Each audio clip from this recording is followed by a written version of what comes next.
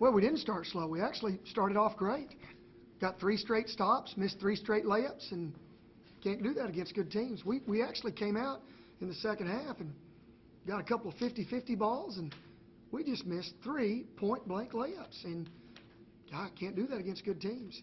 And guys didn't listen at halftime. I just said on the radio, I'm struggling with this crew right now. They won't let me coach them. Anytime I coach somebody, they put their head down. We're soft. We've been enabled for whatever reason. I got a bunch of mama's boys right now, and we just won't buck up and bow our necks, and we got to get through that.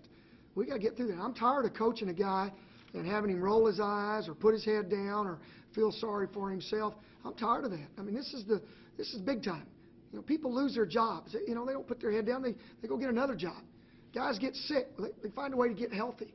You report to work. You report to duty. We got men and women serving our country. They don't get to take days off. You know, we're going to college and getting it paid for. Somebody just got a text here. All right, next question. Does that lead to maybe the rebounding trouble you guys had? Pardon? Does that lead to the rebounding trouble you guys had? You know what, guys? I think rebounding. You know, I think it's twofold. I've been telling my wife this for years. Size doesn't matter, and I really think that when it comes to rebound, I just think it's heart and effort. And I think a guy's got to just go out there and play, and that's the biggest rebound deficit we've had. I think all year long. I don't think we've been out rebounding by more than that.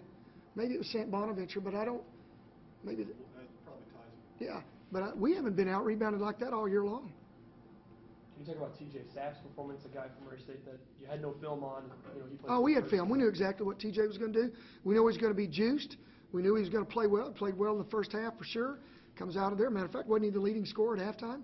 Had 9 points. And but the thing that I'm disappointed in is we told him about Payne. We just said he hasn't made baskets. This kid's looking to score. He's looking to shoot the ball. He shot 40 more shots than anybody else on the team. He's going to continue to shoot the ball. And bless you. And you've got to be ready for it. And we weren't. We got him jump started there a little bit in the zone. Hit a couple of threes, and that hurt us.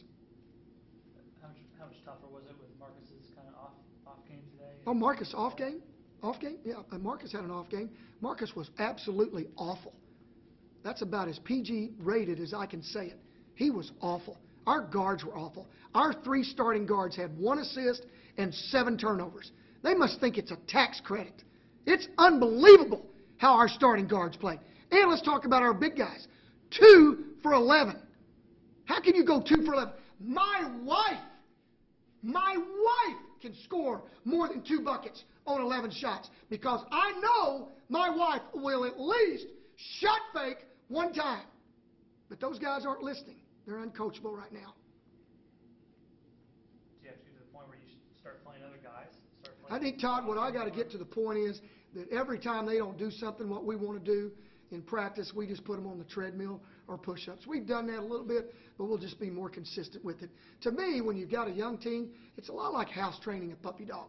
You know what? When the dog does something wrong, bad dog. Well, you know, I'm not going to hit them.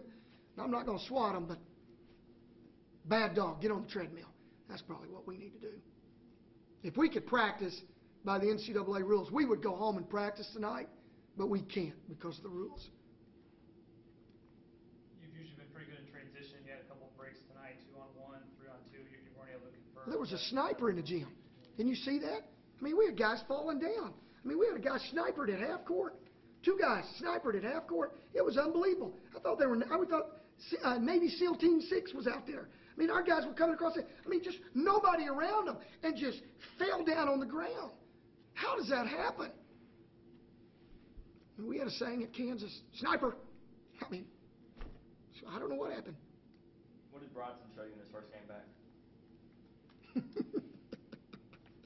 He showed me he's not ready to play, you know. But in his defense, he hadn't played. Hadn't played in 6 games. But good gracious. I mean, 1 for 5.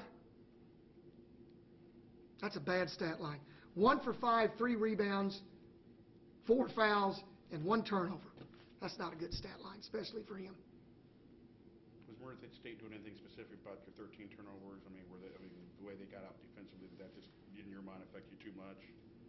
Well, when you look at their stats, they only had 5 steals. And I'd like to give them some credit. And I think where I can give them credit is how they played offensively. But defensively, I don't think they did anything that really caused us an issue other than, and I don't mean that in a derogative way. I think, you saw how we turned the ball over. We made 3 turnovers tonight where we just came down and threw them the ball. I swear I thought one time that one of our players said Merry Christmas. I thought it was a gift. I thought they signed a package over.